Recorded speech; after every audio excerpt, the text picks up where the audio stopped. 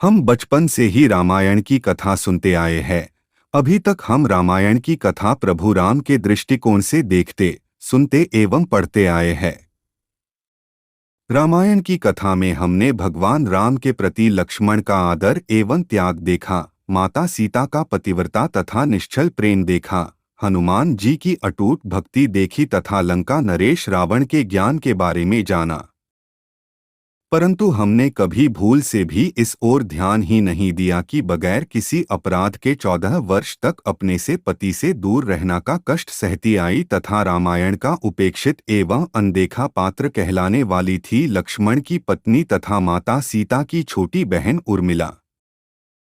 जब भगवान श्री राम अपनी पत्नी सीता के साथ वनवास को जा रहे थे, तब उनके अनुज लक्ष्मण के बड़े आग्रह पर उन्हें भी प्रभु श्री राम के साथ वनवास जाने की आज्ञा मिली। उर्मिला ने जब अपने पति लक्ष्मण के भगवान राम और माता सीता के साथ वनवास जाने की सूचना सुनी तो वो भी लक्ष्मण से उनके साथ वनवास जाने की जिद करने लगी। तब लक्ष्मण ने उर्मिला को बहुत समझाया तथा कहा कि हे प्रिय, इस राज्य तथा माताओं को तुम्हारी आवश्यकता है। असीम पतिव्रता थी उर्मिला। अपनी धर्म पत्नी उर्मिला के कंधों पर बहुत बड़ी जिम्मेदारी डालकर लक्ष्मण वन को चले गए। वो पल, जीवन सारिता जो कोई नवविवाहित पत्नी अपने पति के साथ व्यतीत करती है, वह सब कुछ उर्मिला से छिन्न गया था। पतिव्रता पत्नी ने अपने जीवन के चंचल पड़ाव में भी अपने पति से दूर होने के बावजूद लेशमात्र भी किसी अन्य का ध्यान तक नहीं किया। यह उर्मिला के अखंड पतिव्रता होने का सबूत था। फिर भी उर्मिला की यह महानता अवर्णित, अचर्चित तथा अघोषित ही रही। उर्मिला के पतिव्रता, स्नेह, अखंडता, त्याग आदि के गुणों का रामायण की कथा में कोई भी जिक्र नहीं हुआ है। उर्मिला ने हर हाल में निभाया अपने पति को दिया वचन। कठिन से कठिन एवं जटिल परिस्थितियों में भी उर्मिला ने आंसू की एक बूंद तक अपने आंखों में नहीं आने दी, क्योंकि उन्होंने अपने पति लक्ष्मण को वनवास जाते समय यह वरदान दिया था कि वह रोएंगी नहीं, क्योंकि अगर वो अपने दुखों में डूबी रहती तो परिवार का ध्यान कौन रखता। दशरथ के मृत्यु के समय भी नहीं रोई थी उर्मिला। यह कितना कष्टकारी पल होता है एक नवविवाहित स्त्री के लिए कि अपने विवाह के बाद ही अपने पति को अपने से दूर भेजना।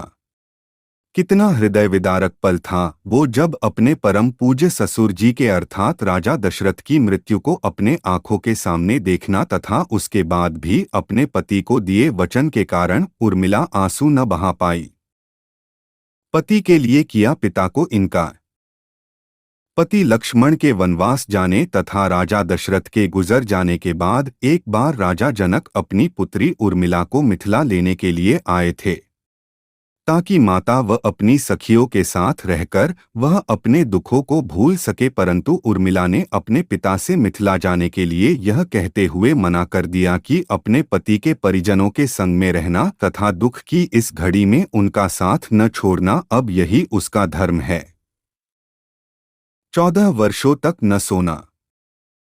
14 वर्षों तक सोती रहीं बहुत से लोग इस बात से परिचित हैं कि अपने वनवास के दौरान भाई और भाभी की सेवा करने के लिए लक्ष्मण पूरे 14 साल तक नहीं सोए थे।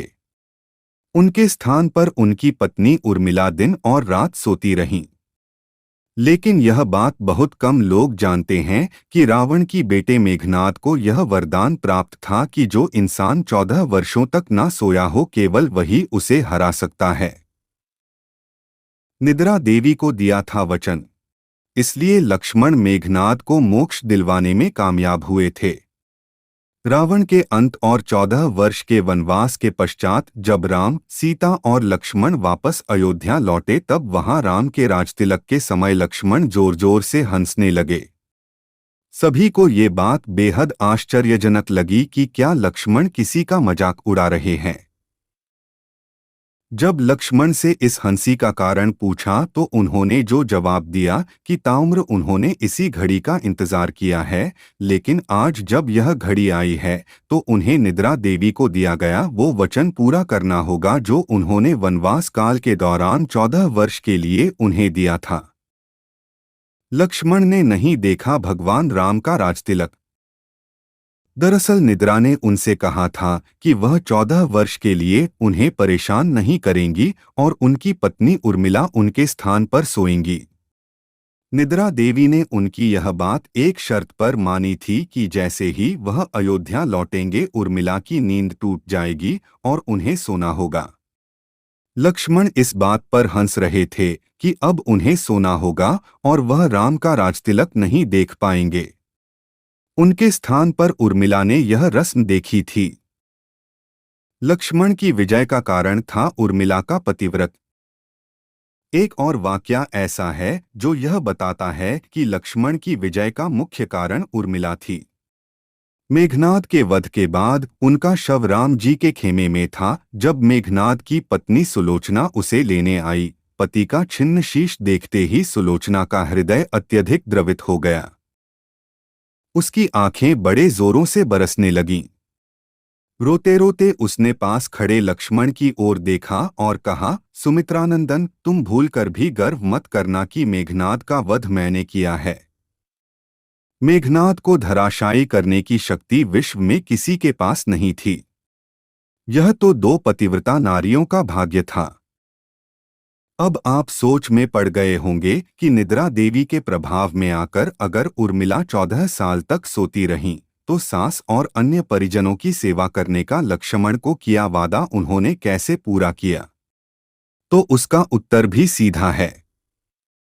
वो यह कि सीता माता ने अपना एक वरदान उर्मिला को दे दिया था। उस वरदान के अनुसार उर्मिला एक साथ 3 कार्य कर सकती थीं।